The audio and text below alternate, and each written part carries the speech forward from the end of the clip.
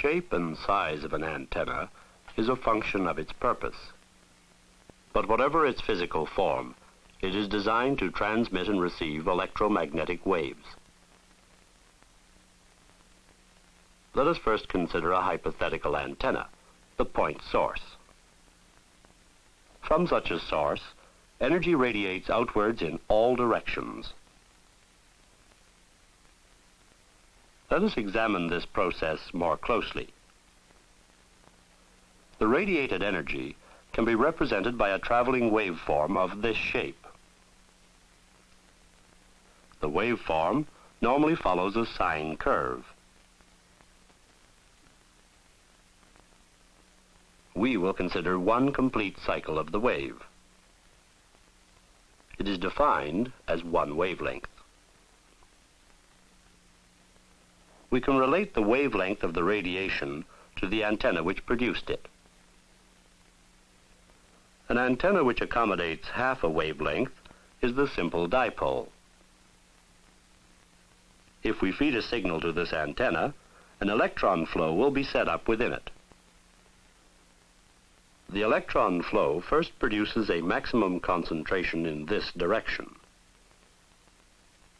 reverses, then produces a maximum in the opposite direction. Flow reverses, maximum. This cycle repeats itself at the signal frequency.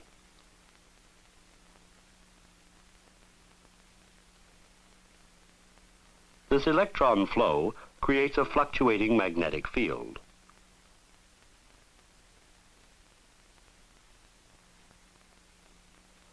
Let us relate the direction of this field to the electron flow. As the electron flow reverses, the magnetic field is at a maximum, and the lines of force are in this direction. When the flow stops, the lines of force collapse. As the flow reverses, the field again reaches a maximum. The lines of force are now in the opposite direction. The magnetic field thus reverses its direction at each half cycle of the signal frequency.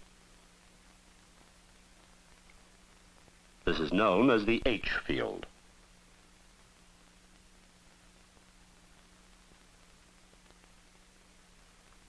The strength of this field is proportional to the amplitude of the current standing wave. This current standing wave is 90 degrees out of phase with the voltage standing wave. At this instant, the antenna has a positive voltage at this end and a negative voltage at this end. When the voltage builds in the opposite direction, the polarity reverses.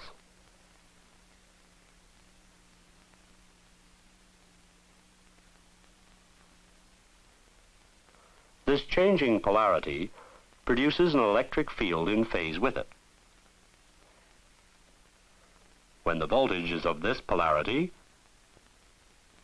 the field is in this direction.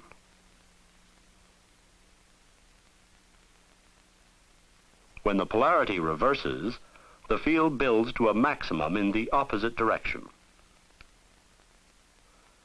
This is known as the E field.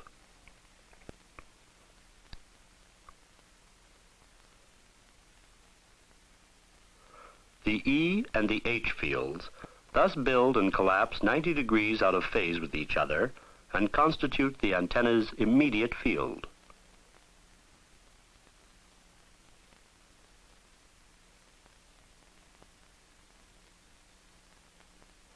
This immediate field produces the radiating wave pattern.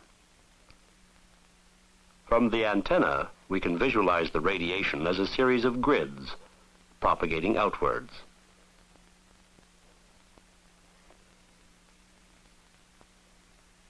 The vertical lines are the H component, and the horizontal lines the E component. Notice that the lines are at right angles to each other, that is, in space quadrature. Vectorially, these lines represent the peaks of the radiating waves. Notice that their direction reverses at the next half cycle. Since the peaks of these two waves occur simultaneously, they are in time phase. The traveling waves are therefore said to be in time phase and space quadrature.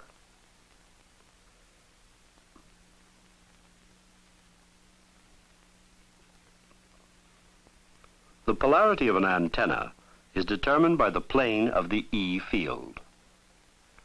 To obtain a maximum signal, both the transmitting and receiving antennas must be in the plane of the E field.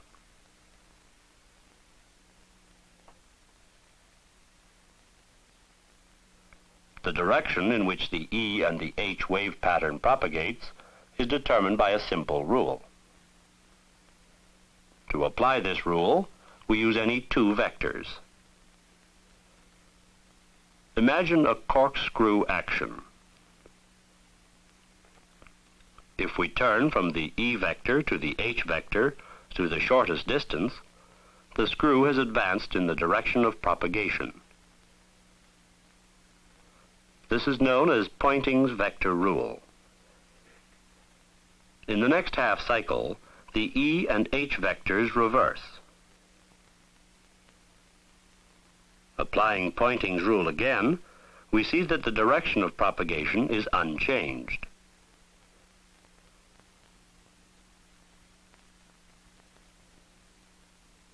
Although we have considered only peak vectors, any vector pair would give the same direction of propagation. Let us now consider what happens when the wave strikes a reflecting surface. We will consider only one pair of the peak vectors. As before, Poynting's rule gives the direction of propagation. On reaching the reflector, the E field is reversed, but the direction of the H field is unchanged. By Poynting's rule, the direction vector is therefore reversed.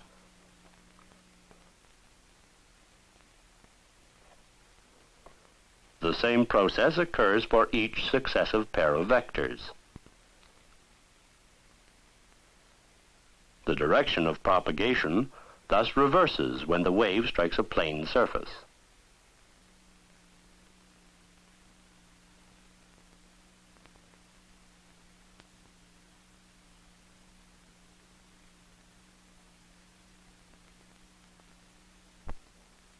Let us now see how we record the intensity of the energy radiating from an antenna.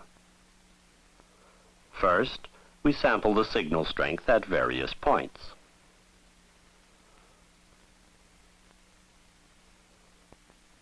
Such a record is geographical, and we can join the points of equal intensity to obtain contour lines. It is often more useful to know the shape of the field radiated by the antenna. To achieve this, we obtain field strengths at a fixed radius from the antenna.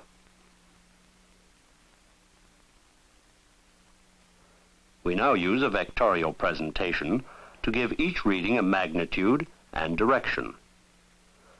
To plot this, we use a scale of circles. Along this line, the field strength on the selected radius is 3. So we cut the line at the circle representing strength 3. Along this line, the field strength is 4. So it is cut at the strength 4 circle. By continuing the plot in this way, we obtain a series of vectors. These vectors represent the strength and direction of the field.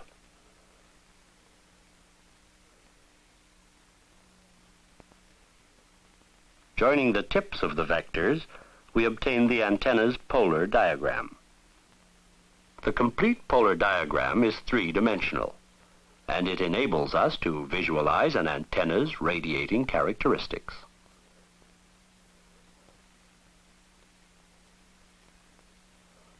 Let us now review the basic elements of antenna propagation.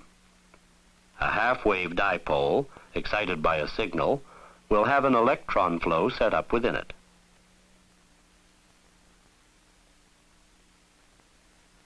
This movement of electrons creates two fields.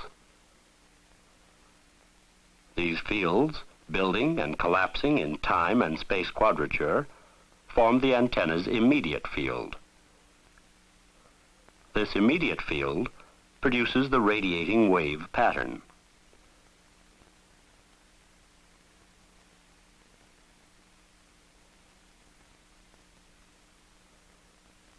We can represent this radiation by vectors. Associated with these vectors is the traveling wave pattern. The traveling wave is in time phase and space quadrature. The fundamental characteristics of this traveling wave and the means by which it was produced are the same for any antenna system.